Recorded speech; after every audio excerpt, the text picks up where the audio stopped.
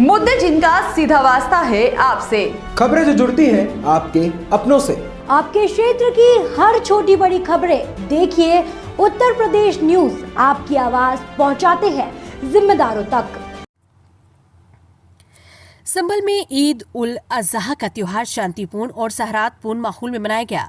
शहर के प्रमुख ईदगाह में हजारों नमाजियों ने एक साथ नमाज अदा की और खुदा से देश में अमन, तरक्की और भाईचारे की दुआ मांगी। इस मौके पर प्रशासन द्वारा सुरक्षा के पुख्ता इंतजाम किए गए थे और शहर में कानून व्यवस्था बनाए रखने के लिए भारी पुलिस बल तैनात किया गया।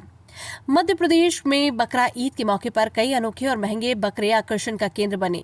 इनमें किंग ऑफ वर्ल्ड, कोहिनूर और ताज जैसे बकरे शामिल थे, जो अपने अद्वितीयता, डाइट और साइज के लिए चर्चा में रहे। लाखों रुपए में बिकने वाले इन बकरों ने लोगों का ध्यान अपनी ओर खींचा। किंग ऑफ वर्ल्ड मालवा नस्ल का ये बकरा 174 किलो वजनी था और 18 लाख रुपए में बिका।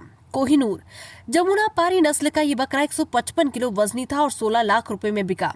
ताज गुजरी नस्ल का ये बकरा 200 किलो वजनी था और इसकी कीमत करीबन 10 लाख रुपए से ज्यादा लगाई गई थी।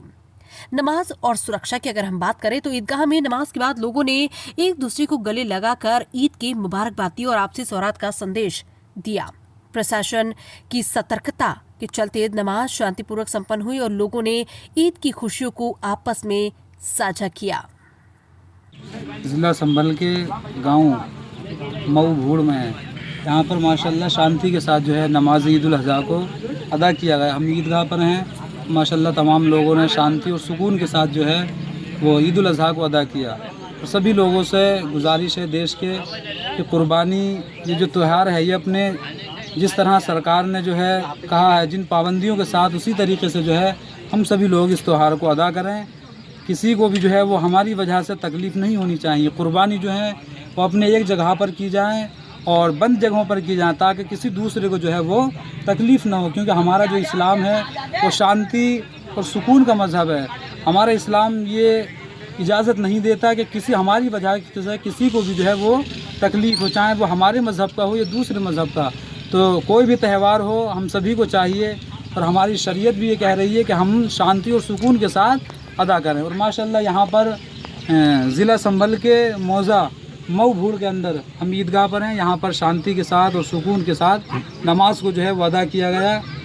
बकरीद जो मनाई जाती है कैसे मनाई जाती, क्यों मनाई जाती है? कि बकरीद जो है हुज़ूर सल्लल्लाहु अलैहि वसल्लम की सुन्नत है और हज़रत इब्राहीम अलैहिस्सलाम की सुन्नत है।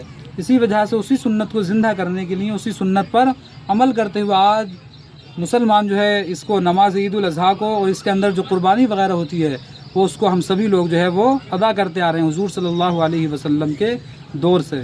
क्या नाम है आपका? मौलाना मोहम्मद वसीम। इत्मीनान और सुकून के साथ माशाल्लाह नमाज अदा की गई। किसी तरह की कोई परेशानी किसी को नहीं हुई और तमाम प्रशासन के लोग भी मौजूद रहे।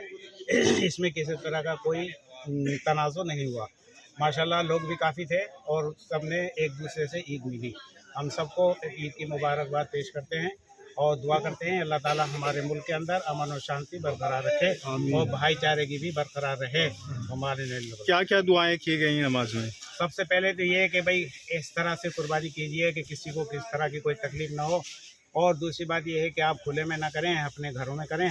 दूसरी बात ये है कि आप मतलब ये ईद के दिन इस तरह की कोई बात ना करें कि किसी को कोई तकलीफ़ हो, इसलिए कि हमारा मज़हब नहीं सिखाता किसी को कोई तकलीफ़ पहुँचाना। लिहाजा हमें अमन और शांति के साथ ईद मनाने का मौका मिला। हम अल्लाह का शुक्र अदा करते हैं कि हमारी ईद अच्छी तरह से मुल्क के लिए क्या दुआएं की गई? मुल्क के लिए दुआ की गई हमारे मुल्क के अंदर अमन और शांति बरकरार रहे और भाईचारा की भी जिस तरह पहले था इसी तरह से बरकरार रहे और आगे भी इंशाल्लाह इसी तरह से अल्लाह ताला इसको कायम रखे।